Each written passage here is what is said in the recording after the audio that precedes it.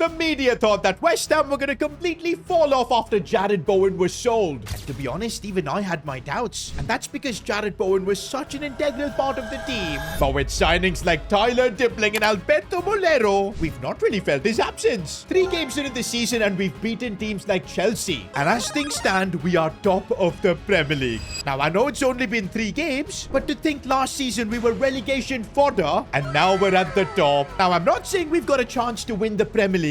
Or maybe, yes, I'm saying we've got a chance to win the Premier League. The team is there, the talent is there. And this 52 million that we've got left, if we spend this right, you just never know. West Ham might pull off a fairy tale. Okay, guys, maybe we do need to chill out, because winning the Premier League in our 2nd season with West Ham, that just seems completely bonkers. But then again, I look at this team. Petrovic in goal, who's, by the way, been absolutely ridiculous. Roll the clip of that crazy save he made. Look at Palmer, just get through us, hits the poster, rebound, and Petrovic, are you joking? This might be one of the craziest goalkeeper saves I've ever seen. And because of that moment, guys, I think we're going to be changing the Goal of the Season award. From now on, it's going to be Best Moment of the Season award. Because with that, I feel like we'll also get to see our defensive players get a chance. And you know what? That save of Petrovic is going to be really hard to beat, even with a crazy goal. And also, talking about Petrovic, how good was he, man? He is, of course, your player of the episode. And that's got him the far reach playstyle, which should be good, especially to make saves from distance. But the big question now, to elevate this West Ham team, where do we invest that 50 million? Of course, don't forget when we had that meeting with the board, they gave us a generous budget, set our objective to qualify for Champions League, but they also said that we must sign a veteran player this season. They believe the squad lacks experience, and to be honest, it does, because the oldest player is Wan-Bissaka here, 28 years old. Now, I was thinking getting an experienced player in the defense makes the most sense, having a leader at the back. Maybe that's what could help us qualify for Champions League and maybe go even beyond. But we've got an unexpected event. Neymar Jr.'s father has offered his services to West Ham United. Okay, I'm just looking at this first draft of contract that Neymar's father has given us. 400,000 per week. That's his demand. He also wants a vacation to go back to Brazil in the 2nd week of March for his sister's birthday. I know he's Neymar, one of the most talented players to ever play the beautiful game.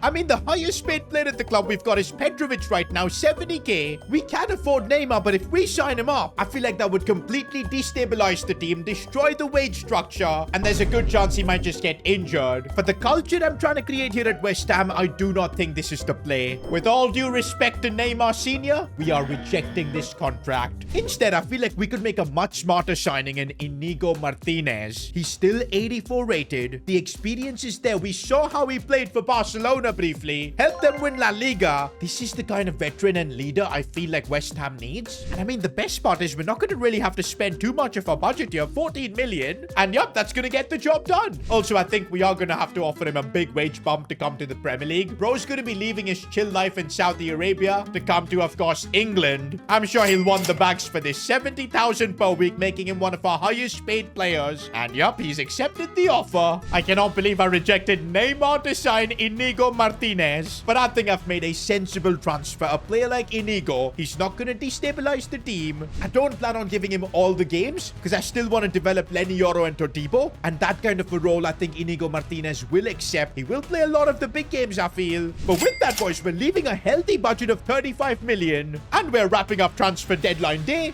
And look at that, boys. Already we've got Inigo Martinez getting ready to make his debut. It's kind of crazy how we're playing this Premier League game as the league leaders. I mean, there is a chance we could win the title this season. I mean, look what people were talking when Leicester City were on the chase. Nobody expected them to do it. And that's why nobody expects us to pull it off. But if we keep winning games, we will make the impossible possible. Tyler Dibbling, who's been really enjoyable to use so far as he tries to cut inside. Still Tyler Dibbling, yeah? Opening up space, going for goal, but it's blocked. I know I've talked about Jarrod Bowen not being there, but in a way, we do still miss him. Don't like the fact that Ipswich down and out here bossing the ball. That's the first half done, and I'm kind of disappointed. We didn't really create many good chances. This is not how we're going to become a Premier League winning side. I think defensively, we were fine. Inigo Martinez was doing his job. Maybe we need that creative flair in the midfield, and the only player who can bring that, Reiko Chavez, the academy boy, is coming on. Get Molero the ball and see what he can create. He finds Matheus Fernandes here.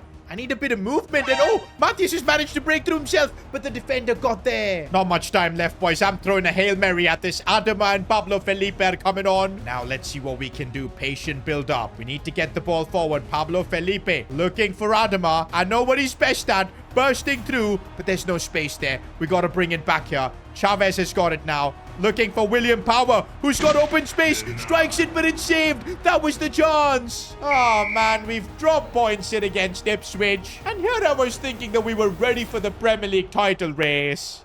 You know what? That was probably just an off day. We're now playing Bournemouth. Let's get back to winning ways, and I know things will fall into place. Honestly, sunny conditions are so much easier to play at, but that's the problem when you're managing in England, man. It's raining 99% of the time. It's been raining? Yeah. Are you being serious? It's raining for both teams. Yeah, okay, but right now we can't blame the rain, and what a save from Petrovic. Oh, what a lovely ball that is, and Castellanos with a banging finish. I told you, boys, that result against Ipswich was just a blip. Loftus-Cheek.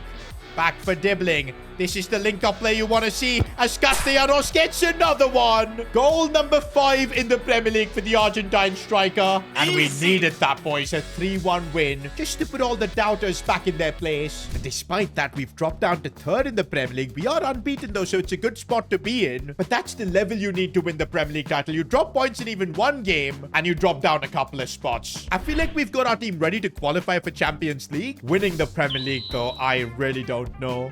Right now, though, we're going on a European tour. I know it's the Conference League, probably the least important European title. But for a club like West Ham, this is a proper chance to win a trophy. And remember how massive it was when West Ham, led by Declan Rice, won the Conference League. Oh, I would love to see William Power do that as well. But guys, our primary focus will still be Premier League. I'm going to use the Conference League to rotate the squad quite a bit. Give players like Chavez, Somerville, Adama Traore as well more game time. Hermanson as well is going to be the main man in goal. Now, the fact that we've got our second team playing the Conference League does not mean we're throwing things away. In fact, I really trust these players to get the job done. It's a great growth opportunity. I mean, players like Chavez getting European football to play. How crazy is that? Oh, when he attacks, man, how do you stop him as he looks for the pass? Back for Pablo Felipe, setting it up for Ward-Prowse, who scores our first European goal of the series. Bro, look at Adama, man. The way he runs as well, it's like a monster, bro. He is such a beast. And did you guys see in real life how he just manhandled Cucurella, threw him on the floor? I would like to see that version of Adama in this series, being ruthless. And already I think we're going to see him do that here. Rinse this defender.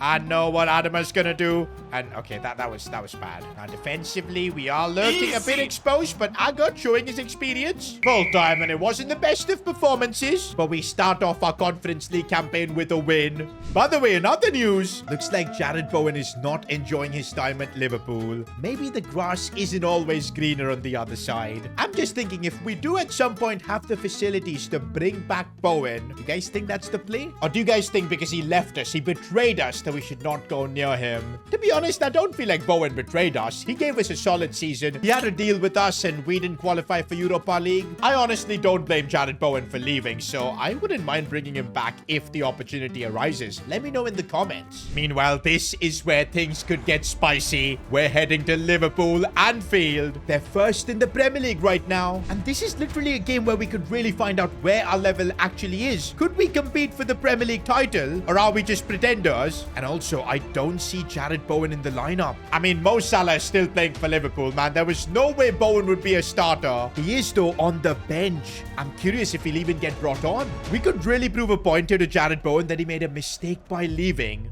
One thing, though, I'm noticing that is that against big teams, we are just not controlling the midfield. Loftus-Cheek, he kind of feels like a bit of a liability. Right now, though, we are moving forward with Tyler Dibbling, who's got a point to prove here. Still Tyler, getting past a couple of players. It's brilliant stuff. Dibbling going for goal. What a save from Alisson. Oh, Isak has been completely through, although we have recovered our defense well. But now Liverpool are getting into the groove here, and it is getting very hard to defend. Gravenberch now has got tremendous amounts of space. They're trying to just pass us through, but we defend that well. This is where we could really strike on the breakaway. Castellanos, I'm not sure if he's kept himself on, but he didn't have the pace there. I don't know how. Tyler Dibbling is doing so well here down this right side as he tries to open some space up. Finding that space, going for goal, and I almost thought that was it. Second half kicks off, and I will say we've gone toe-to-toe with Liverpool, and we're still fighting. They haven't knocked us out just yet. Oh, but now Liverpool are in space. here. This is not looking good. And Salah with the shot. When you don't take your chances against Liverpool, you do get punished. And now Liverpool are just completely dominating. How did we let Isak turn us there? Gotta make a bunch of changes. Chavez needs to come on. Loftus Cheek, man. I think I might be putting him on fraud watch. We'll bring on Adama as well for a bit of pace. Pablo Felipe up top too. Also, in such a scenario, there's no point having a deep defensive line. Let's just go all in. I'm getting Hansi Flick vibes here. And now we need this team to show a bit of character. Let's try and make the comeback. I have never seen our defensive line play so high, but whatever I'm doing is working. As Adama Traore using all the pace in the world. If he can get the ball back in, what is he doing? Oh, what just happened? What just happened? I have no idea what happened there, but we will take it. Adama gets a goal back. Bro, if we manage to pull a draw from this game, it would be ridiculous. A few minutes later. Full time, though. We couldn't get the comeback done. And I think we've just been given a reality check on how difficult it's going to be to win the Premier League. But there was something I learned from this game, though. And that is that if we want to be seen as a serious team, become a Premier League title contender in the future, we can't keep playing with this deep defensive line on the counter-attack. It just won't work. I think we need to be playing with a higher line. And to be honest, we've got an expert at the club, Inigo Martinez. He thrived under Hansi Flick's high line. And yes, players like Todibo, Yoro, Wan-Bissaka, Diouf, they're not going to be used to it. But I think with Inigo's guidance, they should be able to catch up. We clearly saw against Liverpool it worked. Also, another thing we need to do is if we're going to be playing a more possession-based style of football, I don't know if Loftus-Cheek is the play. I would consider Chavez to go in there. But let's see the results of this high-line tactics. We're playing against Spurs, and I think we need to win if we just want to even stay alive in this title race. Castellanos looking for Molero, and here we go. We've broken through the Spurs defense. Molero should be able to do something here. How is he not scoring that? Every time Molero misses, I know you guys are going to be thinking about dropping a Neymar comment. Yes, we rejected Neymar. I still believe it's the right call. And this high line, bro, the amount of spaces we leave, but Inigo knows what to do. And look at the build-up players. Molero breaks through. He's once again got a chance. Surely this time he can convert. And I can't believe, how is he not scored? Somebody needs to give Molero his shooting boots, man, because those are two sitters he's bottled. Maybe this time he's going into a more creative role as Castellanos. He's missed as well. Now we have dropped deep to just defend from this attack, and it's not going well as Spurs take the lead.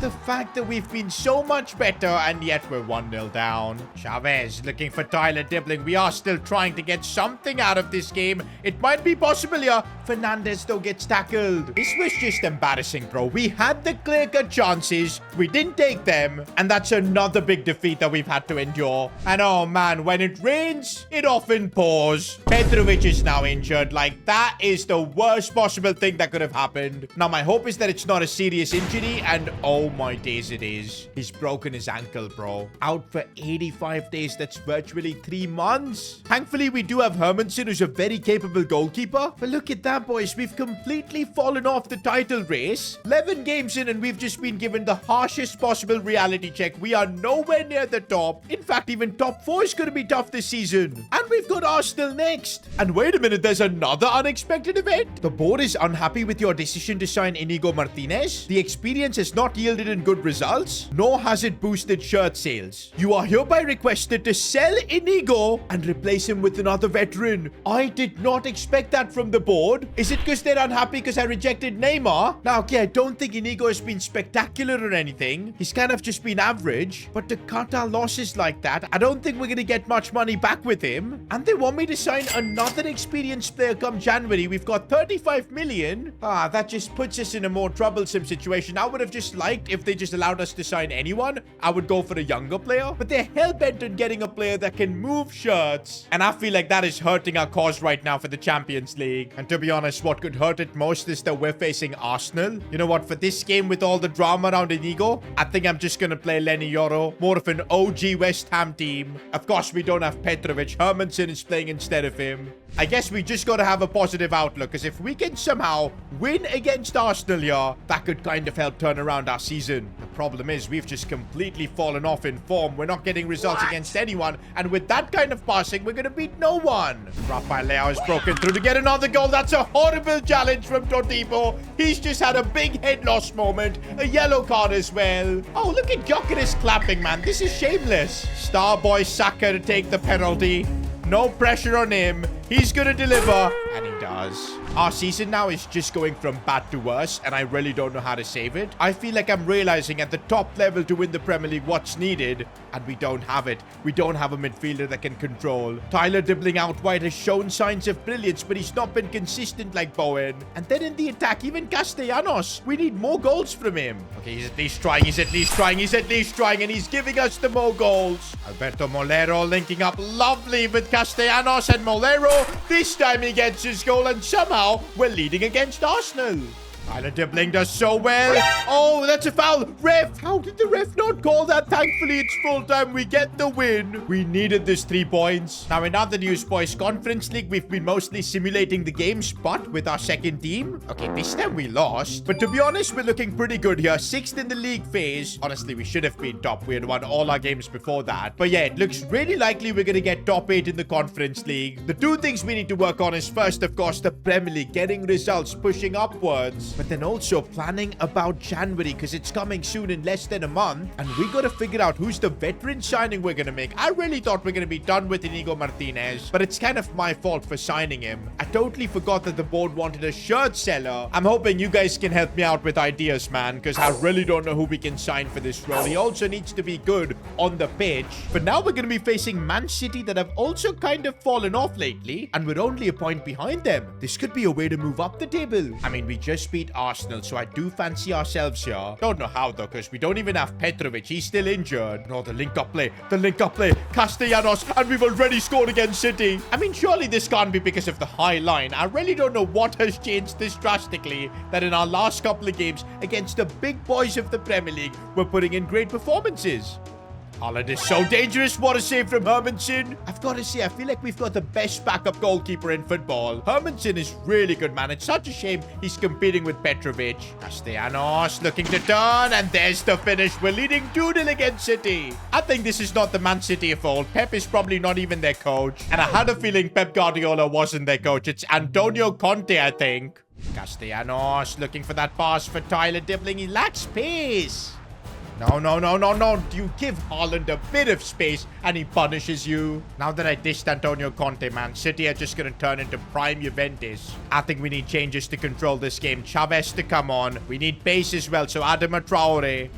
Where's my defense? I know we want to play a high line, but we completely messed it up there. But Inigo Martinez, how did he cover that much ground? And to think the board want to get rid of him instead of a player that can sell shirts, man. Honestly. By the way, this moment from Inigo Martinez could be one of the best moments of the season. Look at the ground he had to cover, and look at the way he did it as well. An absolutely perfect tackle. Good cross, and Inigo Martinez again winning that battle. When I see Chavez, if he can play that ball, and he does. Adam on the counter-attack. He's got the pace. He's going to play it back for Castellanos, but so bad. No, Todibo! What have you done? I can't believe it. We threw it all away. In the 91st minute, are you mad? And here I was dissing Antonio Conte only to look like a complete idiot. I can't believe it, boys. We're now in December, but 7th in the Premier League. We were literally first when we started the episode off. Things just got to my head, I feel. Overconfidence. Remember, the bare minimum objective we've got with the board is to qualify for top 4. Now, of course, we've got the curveball of trying to replace Inigo Martinez. I don't even know if we'll get cash for him. But we got to figure out a balance, man. A player that can sell shirts, but also be ridiculously good on the pitch. I don't think the board is going to be happy if I mess up another signing. Looks like even in Season 2, the grind continues.